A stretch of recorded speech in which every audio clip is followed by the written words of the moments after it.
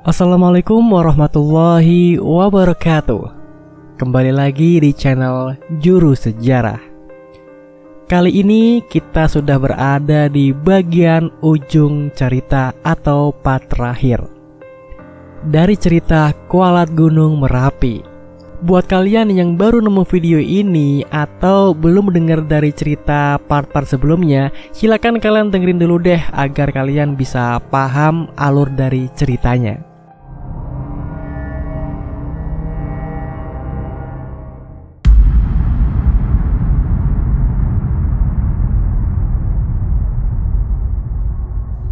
Maksud Mbok? Aku mengerutkan dahi. Pelukanku kulepas. Yoyo yang menyelamatkan kamu dan yang lainnya, tuturnya begitu lembut. Yoyo sudah berusaha menyelamatkan 2 orang kekasih itu, tapi kesalahan mereka terlalu berat, lanjutnya. Jujur, misteri di dalam kepalaku bertambah. Belum sempat kupecahkan misteri yang diutarakan Mbah Wongso, aku sudah diberi syarat lain oleh Mbok Irah malam itu. Kepalaku rasanya ingin pecah mendengar pernyataan itu. Apa yang dimaksud Mbok Irah dengan kesalahan yang terlalu berat? Plak! Seseorang menumpukku dari belakang. Mas, ngobrol sama siapa? Tanya seseorang yang tak ku kenal. Ini Mas sama... Aku tidak mendapati Mbok Irah di posisi semula. Dia menghilang. Iya Mas, maaf. Aku bergegas pergi meninggalkan orang yang menegurku tadi. Aku takut disangka orang gila. Langkahku tertuju kembali ke rumah Mas Irwan. Di perjalanan menuju ke sana, ada suara tanpa wujud yang menegurku.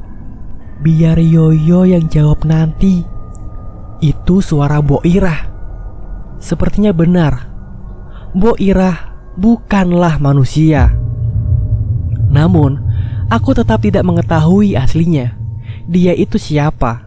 Dan ada hubungan apa antara dirinya dengan Yoyo? Mereka terlihat begitu dekat.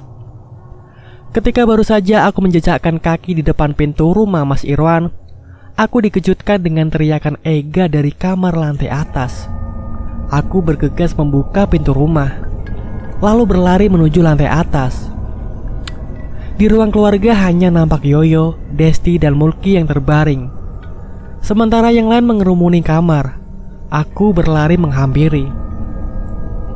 Terlihat Mbah Wongso seperti kewalahan mengenangani Ega.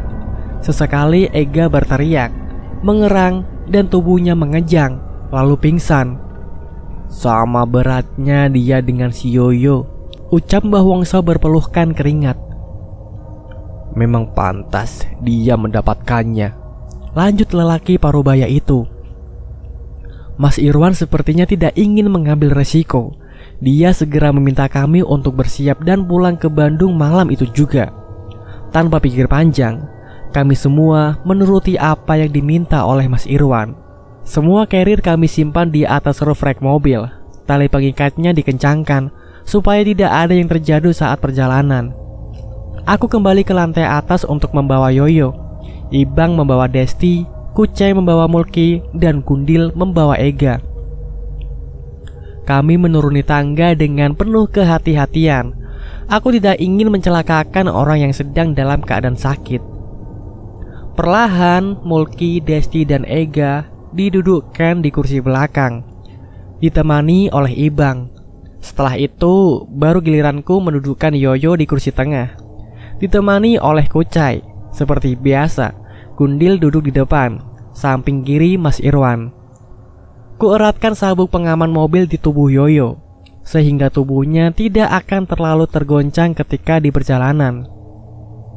Kami berpamitan dengan Mbak Lis dan juga Niken, 2 bidadari cantik Mas Irwan yang mempunyai rasa empati begitu tinggi. Aku sangat salut pada keluarga ini. Bahkan, di detik-detik terakhir mobil meninggalkan rumah, Mbak Lis terlihat mengusap air matanya. Mobil melaju dengan cepatnya, membelah kegelapan malam yang langitnya kulihat terselimuti awan mendung. Lagi-lagi alam mendukung rasa kesedihan ini. Setidaknya butuh kurang lebih 8 jam bagi kami untuk sampai di perbatasan kota Bandung. Tak terasa kami sudah melakukan setengah perjalanan. Mobil masih melaju tanpa hambatan. Jam sudah menunjukkan pukul 12 malam. Kira-kira di waktu subuh baru kita akan sampai di Bandung. Di tengah perjalanan, ekor mataku menangkap bayangan Mulki menggeliat. Mulki terbangun. Aku menoleh ke belakang. Mulki menyadarkan Desti di pangkuannya. "Gimana, Ki?" tanyaku lembut. Mulki tak menjawab. Matanya terus berderai sambil sesekali menciumi rambut Desti. "Kita langsung ke rumah sakit aja gimana?" tanya Mas Irwan membelah lamunan. "Siapa yang bayarin, Mas?" tanya Gundil. "Masalah itu gak usah dipikirin. Yang terpenting nyawa teman kamu, Gun," jawab Mas Irwan. "Hubungi orang tua mereka, Dip," seru Mas Irwan. Aku segera menghubungi satu persatu orang tua mereka. Dari ketiga orang tua yang kuhubungi, aku sedikit tidak bisa menahan kesedihan ketika aku harus berbicara dengan ibunya Yoyo. Namun anehnya, Tante Yeni, ibunya Yoyo, terdengar sangat tegar. Bahkan dia yang terus memberi arahan padaku. Semua para orang tua bersedia menunggu di rumah sakit yang sudah ditentukan sebelumnya. Mas Irwan berencana akan membawa kami ke salah satu rumah sakit yang terdapat di tengah kota. Mobil melaju semakin cepat. Waktu terasa sangat singkat. Tak terasa, seperti baru saja aku bertemu Mbok Irah di depan angkringan, kini aku sudah berada di depan rumah sakit Bandung. Mas Irwan memberhentikan mobilnya tepat di depan UGD. Para perawat dengan cekatan menghampiri jendela mobil. Mas Irwan membukakan jendelanya dan meminta kepada mereka untuk membawakan 4 kasur untuk menopang teman-temanku. "Digajah, Pak!" Mulki berteriak dari belakang. "Gua kuat kok!" lanjutnya sambil menghapuskan lendir yang keluar dari hidungnya. Tak lama bantuan datang. Perlahan tapi pasti, kami mengeluarkan satu persatu korban dari dalam mobil. Di ruang tunggu terlihat semua keluarga sudah berkumpul. Seorang wanita yang terlihat menahan tangis dan lelaki parubaya menghampiri Mulki dan bertanya, "Ada apa sama Desti, Ki?" Langkah Mulki seketika terhenti. Begitupun dengan kami. Kami membiarkan kasur itu didorong oleh perawat-perawat yang akan segera menindaklanjuti. Mulki seketika terisak. "Tante, ini salah Mulki. Mulki minta maaf." Tangannya meraih tangan wanita yang ia sebut tante, lalu menciumnya. Sepertinya itu ibunya Desti, karena dari guratan mukanya, wanita itu ada kemiripan dengan Desti. "Kenapa? Ngobrol kenapa?" tanya tante.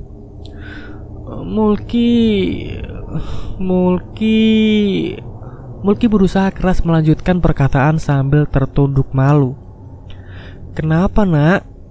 Kamu kenapa?" tanya tante lagi. Suasana hening. Tak ada sahut saling menyahut. Suara yang ada hanya bersumber dari suara kendaraan bermotor yang sesekali melewati gedung rumah sakit itu. "Mulki nidurin Desti di gunung, Tante." Apa? Apa aku tidak salah dengar? Aku merasa kepalaku ini seperti dihantam batu besar. Pengakuan Mulki itu bak petir yang menyambar di siang bolong. Mendengar pengakuan dari kekasih anaknya, tante seketika terkulai lemas di hadapan Mulki. Sementara Ibang bersiap akan melayangkan pukulannya. Namun, aksinya dapat kuhentikan. Ibang kesal, sama denganku. "Sabar, Bang.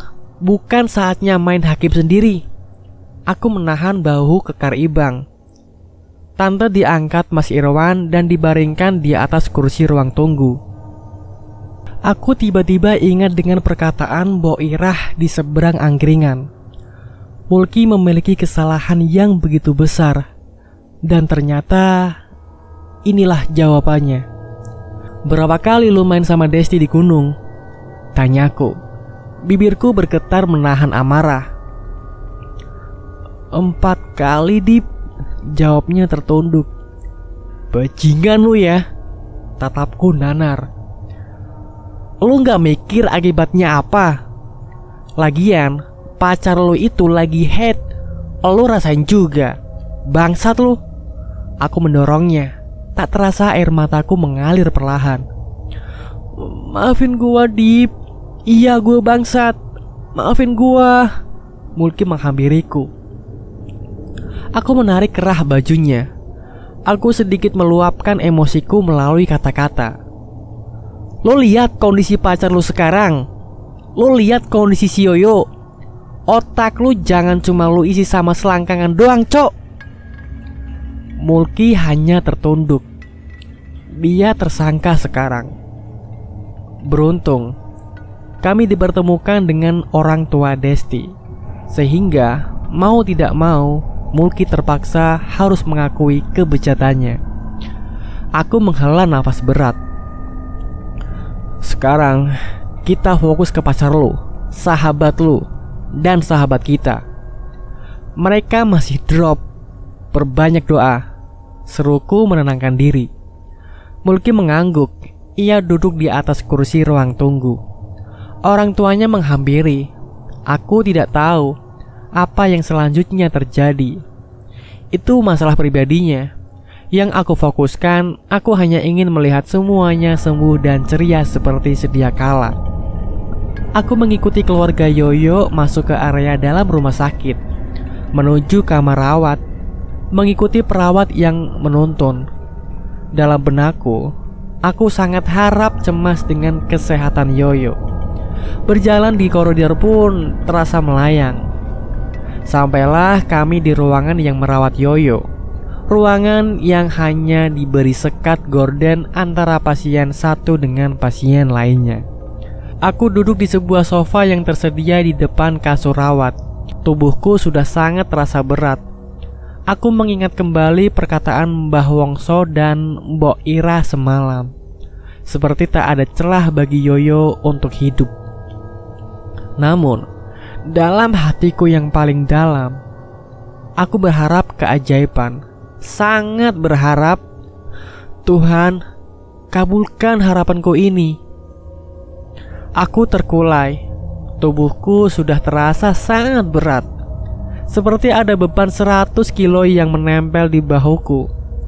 Aku tak sanggup menopangnya lagi. Aku terlelap. Dalam tidurku itu, aku bermimpi sedang berada di puncak Merapi bersama kawan dekatku Yoyo.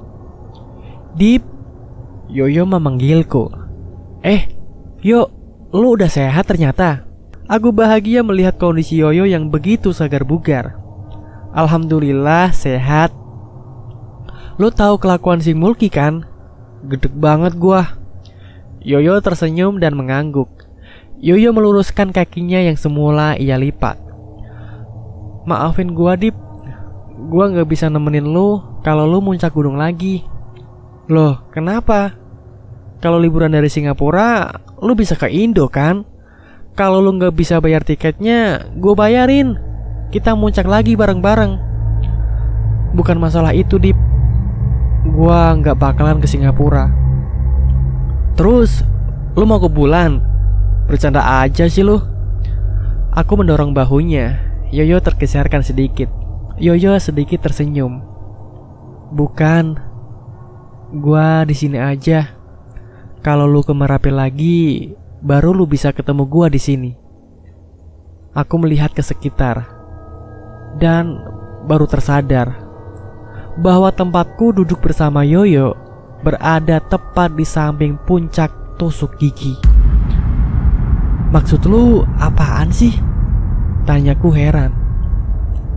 Yoyo menunduk. Dia tiba-tiba menangis terisak. Aku mendekatinya dan menyampirkan tanganku di bahunya, berharap Yoyo bisa tenang. Gue gak bisa nyelamatin Mulki sama Desti. Yang bisa gue selamatin cuma kalian berempat. Maaf. Sampaiin maaf gue ke mereka, Dip. Tak terasa air mataku ikut berlinang. Aku memberanikan diri untuk bertanya. Emang apa sih yang sebenarnya terjadi, Yo? Dari awal kita ketemu Mbok Ira, gue tak tahu bau apa yang dia maksud. Tapi gue milih diam aja. Gue takut impian lu pupus. Gue lihat antusias teman-teman juga bagus. Beruntung si Ibang bilang itu bau batan. Jadi seenggaknya itu mengalihkan perhatian kalian. Emang yang dimaksud bau itu bau apaan? Pertama, bau itu dari darah haidnya Desti. Kedua, bau itu ada di si Ega. Dia emang punya niat buruk di awal. Pantas saja Mbah Wongso menyerah menangani Ega. Sampai-sampai beliau bilang Ega pantas mendapatkannya. Kita juga udah berusaha ngelaksanain wejangan dari Mbah Wongso kan. Tapi Mulki melanggar itu. Dia malah bikin masalah baru yang lebih gede. Yoyo masih terisak. Dan gua udah berusaha jagain kalian selama pendakian. Gua juga tahu lo lihat sosok nenek-nenek sama kakek-kakek yang naik di carrier-nya Mulki sama Desti pas kita jalan dari pos 2 ke pos 3. Aku semakin merasa tertarik mendengar penjelasan Yoyo. Aku beringsut menghadapkan tubuhku. Mereka sebenarnya ikut jagain kita, tapi kesalahan Mulki terlalu gede, jadi mereka menyerah. Genderuwo yang lo lihat di Watu Gajah itu salah satu dari banyak makhluk yang udah ngincer kita semua. Aku tersentak. Ternyata Yoyo mengetahui hal itu. Gua juga udah marahin si Mulki di tenda, tapi dia gak ngerti kalau belum ngerasain akibatnya. Makanya gua ke desa Simbah buat cari bantuan lagi, biar kita gak diapa-apain penguasa Merapi. Tapi di sana Yoyo berusaha menghapuskan air matanya yang terus deras bercucuran. Aku hanya bisa tertegun. Di sana gua ketemu sama salah satu sesepuh. Gua udah mohon ke dia biar kita semua selamat. Tapi dia bilang gak bakalan ada yang selamat, kecuali di antara kita ada yang bersedia jadi tumbal. Dan Gua bersedia jadi tumbal itu, asalkan kalian semua bisa selamat. Sesepuh itu bilang gak akan semua selamat, cuma orang-orang yang gak bersalah yang selamat. Dan dia ngasih kesempatan ke gua untuk mengantar kalian sampai base camp. Terus kenapa Mulki sampai sekarang gak kayak Desti, Yo? Itu dia. Itu karena dia sendiri punya penjaga. Penjaga itu yang beberapa kali gua lihat negosiasi sama lelembut Merapi. Makanya dia masih bisa sadar. Tapi itu cuma sementara. Kalau si Ega, lo tahu masalahnya? Yoyo menggelengkan kepalanya lalu berkata, terlalu rumit. Intinya, dia dicegah duluan sebelum masuk Merapi. Yoyo mengangkat kepalanya. Matanya sembab, pipinya dibasahi oleh air mata. Lalu ia menoleh ke arahku dan melanjutkan perkataannya. Gua boleh minta satu permintaan sama lu. Apa? Gua mohon rahasiain ini ke keluarga gua, dan gak usah bikin plakat khusus pendaki yang meninggal. Pertama, waktu terakhir di Merapi, gua masih hidup. Gua gak meninggal di Merapi. Kedua, gua cuma pengen dikenang sahabat-sahabat gua aja. Yoyo menghela nafas dalam-dalam. Jadiin kisah gua ini pelajaran, Dip. Aku tertunduk lesu. Mungkin ini perbincangan terakhir kami walau hanya lewat mimpi. Gua balik. Kalau lu ke Merapi lagi, lu bisa kenang perjuangan kita di sini. Jagain teman-teman kita. Gua nitip. Ayo kita balik bareng yuk. Yoyo tidak menggubrisku. Dia menoleh ke arahku sambil melempar senyuman.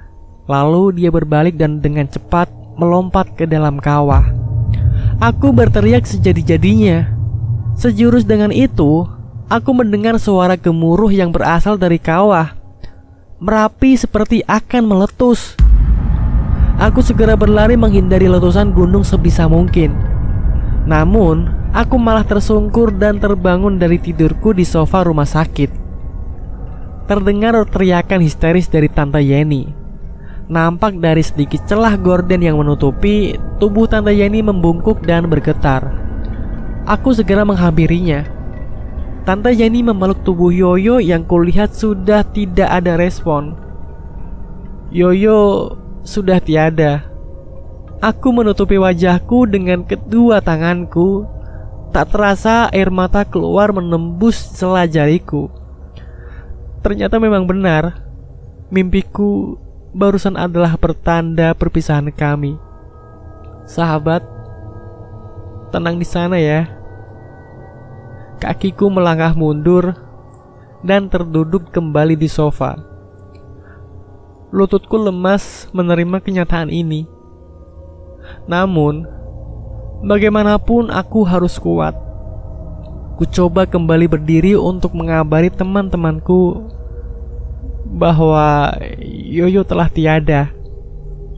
Meski lemasnya kakiku tak dapat kutahan, aku berusaha coba menguatkan diri. Aku keluar kamar rawat Yoyo. Ku tutup pintunya perlahan. Dari jarak sekitar 20 meter dari tempatku berdiri, aku melihat Mulki histeris. Beberapa kali dia menjambak rambutnya sendiri. Belum habis kesedihanku ditinggal Yoyo, kini aku harus menerima kenyataan pahit lainnya. Aku menghampiri Mulki dengan gontai. "Cai, ada apa ini?" tanyaku kepada Kucai yang tertunduk, bersandar di dinding koridor rumah sakit. "Desti udah gak ada. Dia kehabisan banyak darah. Gimana sih Yoyo?" Aku menahan kesedihanku. Lantas, ku beranikan diri untuk berkata, "Yoyo, dia juga meninggal." Kucai, Ibang, dan Gundil terperanjat. Mereka bertiga langsung berlari menuju kamar rawat Yoyo. Aku semakin tak bisa menahan isak tangisku sendiri.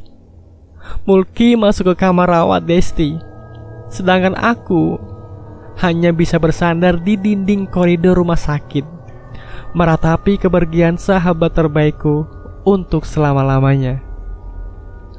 Pemakaman Yoyo dan Desti tidak dihadiri oleh Mulki dan Ega. Menurut informasi yang kudapat dari keluarga Mulki, dia mengunci diri di kamar, sedangkan Ega masih dirawat di rumah sakit. Diagnosa dokter tentang penyebab kematian Yoyo adalah disebabkan oleh gagal nafas. Namun, di balik itu aku mempunyai kesimpulan sendiri. Yoyo berada dalam pelukan Merapi. Sebulan semenjak kepergian Yoyo dan Desti, hari-hari yang kujalani sangatlah hampa. Tidak ada suka maupun canda yang selalu kulakukan bersama Yoyo. Hatiku semakin hancur ketika mengetahui Mulki dan Ega telah menyusul Yoyo dan Desti pergi ke alam kematian. Menurut keluarga Mulki, semenjak kepergian Desti, keadaannya semakin menurun. Bahkan, mereka sudah berusaha membujuk Mulki untuk berobat ke rumah sakit. Namun Mulki selalu menolaknya dan semakin mengunci dirinya di dalam kamar, hingga ia tak mau makan. Hingga akhirnya Mulki ditemukan tewas dengan mulut bersimbah busa. Mulki bunuh diri? Mungkin saja. Namun, sekali lagi aku meyakini perkataan Yoyo di dalam mimpi itu.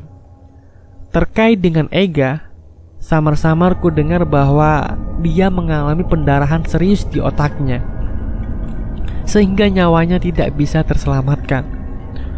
Di samping kepedihanku yang begitu dalam, aku merasa bersyukur karena masih diberi kesempatan hidup hingga saat ini.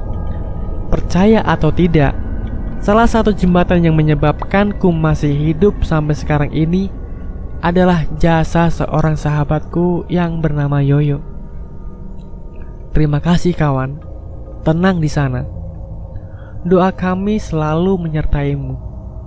Sengatan matahari mengoles kulitku hingga memerah. Cahaya yang masuk melalui celah jendela membangunkan tidurku. Jam 10:30 siang, angka yang kudapat dari layar HP. Di layar itu terdapat notifikasi WhatsApp dari seseorang.